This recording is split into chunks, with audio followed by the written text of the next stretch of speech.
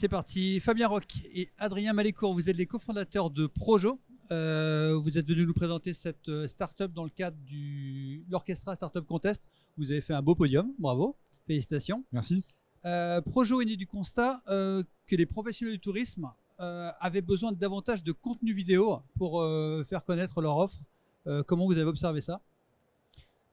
Je pense qu'il y a un constat qui est partagé de toute façon aujourd'hui par l'ensemble de l'industrie et des professionnels du tourisme. C'est tout simplement le fait que la vidéo, ça soit devenu un format qui soit complètement incontournable aujourd'hui.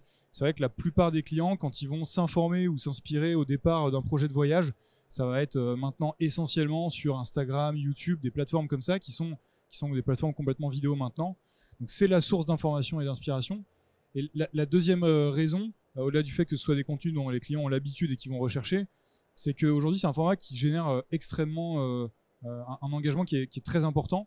Et donc ça va être des performances vraiment intéressantes qu'on va retrouver demain si on fait de la communication sur les réseaux sociaux ou sous forme de publicité par exemple.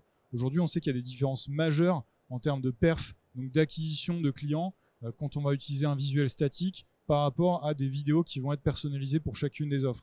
Et donc ces acteurs-là du voyage, ils ont besoin de se mettre au niveau sur ce standard de la vidéo qui est attendu par l'ensemble des clients et qui est en fait leur nouvelle super source d'acquisition de clients. C'est là que Projo intervient en sollicitant l'IA, donc je m'adresse au CTO, pour savoir comment ça se passe concrètement. Ouais, tout à fait. En fait, je pense qu'on va pouvoir décrire notre processus en suivant 3 grandes étapes. Ça va être tout d'abord l'ingestion des offres des clients pour comprendre ce qu'il y a à disposition, comprendre les offres, mais aussi ingérer les médias pour les analyser et voir qu'est-ce qu'il y a à disposition pour le montage. Ensuite, on va utiliser notre orchestration d'agents IA pour créer un scénario, créer un storytelling où on va ensuite du coup aller sourcer des contenus à différents endroits. Donc que ce soit des bases de stock, que ce soit sur de la génération de voix off, que ce soit la prise en compte de la charte graphique des clients pour à la fin du coup générer une vidéo complètement produite qu'on va rendre disponible sur une interface graphique où le client va pouvoir venir éditer, voire corriger le travail de l'IA avant une exportation.